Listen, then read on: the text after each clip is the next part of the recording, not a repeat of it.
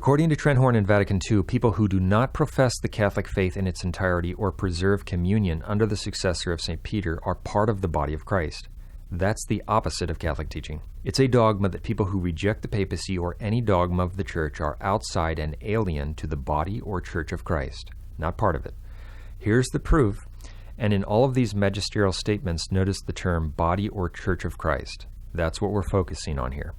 Pope Pius XI, Mortale Manimus, 1928. Furthermore, in this one Church of Christ, no man can be or remain who does not accept, recognize, and obey the authority and supremacy of Peter and his legitimate successors. As we can see, people who do not accept the papacy are not part of the body of Christ. That's the Catholic Church's teaching. But it's not the teaching of Vatican II or Trenthorn because they aren't Catholic.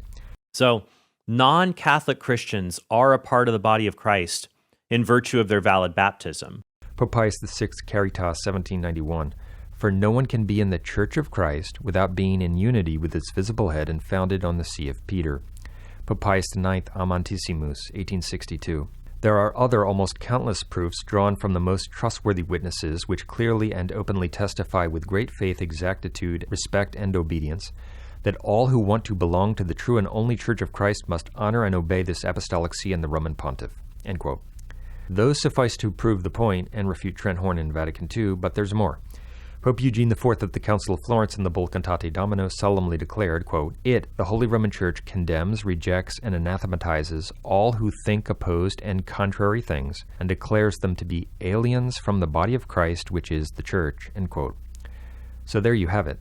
Now this principle, solemnly declared by Florence, applies to people who reject any dogma of the Catholic Church, but just in case someone like Trenthorn tries to diminish the force of Florence's solemn statement here by claiming that it comes after dogmatic statements about the Trinity, some of which Protestants and the Eastern Court Orthodox would accept, note that it comes after a dogmatic statement about the Filioque. The Eastern Court Orthodox don't accept the Filioque. Hence, this solemn pronouncement of Florence proves that the Eastern Court Orthodox who reject the Filioque are aliens from the body of Christ. But that is not the position of Vatican II and Trenthorn. They, on the contrary, heretically teach that the Eastern Court Orthodox are part of the body of Christ. The falsity of Horn's position should also be apparent to anyone who knows the Catholic Church's teaching that all in the body of Christ have the same faith. That was taught in the Bull Unam Sanctam of Pope Boniface VIII and in many other pronouncements. As Pope Pius XII taught in Mystici Corporis, it follows that those who are divided in faith or government cannot be living in the unity of such a body. Thus, people who do not preserve the faith, such as Protestants or the Eastern Court Orthodox, are not part of the body of Christ. Pius XII also taught, "For not every offense, although it may be a grave evil, is such as by its very own nature to sever a man from the body of the Church, as does schism or heresy or apostasy." End quote. Schism, heresy, and apostasy sever a man from the body of the Church of Christ. Non-Catholics who reject the papacy or another dogma commit the offense of heresy and are severed from the Church of Christ. But someone like Trenthorn might even deny that Protestants commit heresy when they deny the papacy or another dogma. After all, Antipope Benedict XVI said that Protestantism isn't even heresy. Pope Leo XIII teaches the same truth about the Church in his encyclical Satis Cognitum. Quote, "The practice of the Church has always been the same, and that with the consenting judgment of the Holy Fathers, who certainly were accustomed to hold as having no part of Catholic communion, and as banished from the Church, whoever had departed in even the least way from the doctrine proposed by the authentic magisterium." End quote. Notice, the Catholic Church teaches that those who depart in even the least way from the Church's teaching are considered as having no part of Catholic communion and as banished from the Church. That Church is the body of Christ.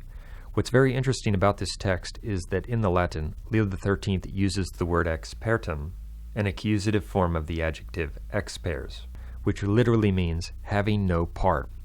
It was providential that Leo XIII used that word. It directly contradicts in advance the heretical teaching of Vatican II and people like Trenthorn, that those who depart from Catholic teaching retain partial communion with the Catholic Church if they are baptized.